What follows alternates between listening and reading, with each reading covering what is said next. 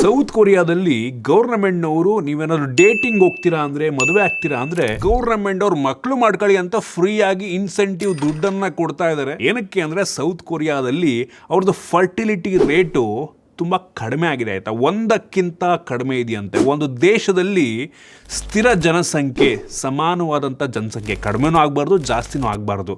ಅದಿರಬೇಕು ಅಂದರೆ fertility rate at least ಒಂದಿರಬೇಕಾಯ್ತು, ಅದಕ್ಕಿಂತ ಕಡಿಮೆ ಇದೆ. ಜನಸಂಖ್ಯೆ ಅವ್ರ ದೇಶದಲ್ಲಿ ಕಡಿಮೆ ಆಗ್ತಾಯಿದೆ. ಈ ಕಾರಣಕ್ಕೆ ಆ ದೇಶದಲ್ಲಿ ಈ ಸರ್ಕಾರದವರು ನೀವೇನಾದರೂ ಡೇಟ್ ಮಾಡ್ತೀರಾ ಮದುವೆ ಆಗ್ತೀರಾ ಅಂದರೆ $29,000 ಅಂದರೆ ಹತ್ತತ್ರ 27 ಲಕ್ಷ ರೂಪಾಯಿಯನ್ನು ಫ್ರೀಯಾಗಿ ನಿಮಗೆ ಇನ್ಸೆಂಟಿವ್ ರೀತಿಯಲ್ಲಿ ಕೊಡ್ತಾ ಇದ್ದಾರೆ. ಕ್ರೇಜಿ ಇವರು. ನಮ್ಮ ದೇಶದಲ್ಲಿ ಇದು ಬಂದ್ಬಿಟ್ರೆ ಸೂಪರ್ ಆಗಿರುತ್ತಲ್ವ. ಈಗ ಎಲ್ಲರೂ ಕಾಮೆಂಟ್ ಮಾಡ್ತಾರೆ, ನಡೀರಿ ಸೌತ್ ಕೊರಿಯಾಗೆ, ಅಲ್ಲೇ ಮದುವೆ ಆಗಿ ಅಲ್ಲೇ ಡೇಟ್ ಮಾಡಿ ಅಲ್ಲೇ ಮಕ್ಳು ಮಾಡ್ಕೊಂಬಿಡೋಣ ಅಂತ. ನಮ್ಮ ದೇಶದಲ್ಲಿ ಇದು ಬಿಟ್ಟಿದ್ರೆ ದಿನ ಒಂದೊಂದು ಮಕ್ಳು ಮಾಡ್ಕೊಂಬಿಡೋರೇನಪ್ಪ ಜನ.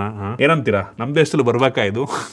ಆಲ್ರೆಡಿ ನಮ್ಮ ದೇಶದಲ್ಲಿ ಜನಸಂಖ್ಯೆ ಮಿತಿ ಮೀರಿ ಬಿಟ್ಟಿದ್ದು. ಇದನ್ನು ತಂದ್ಬಿಟ್ರಂತೂ ಮುಗೀತು.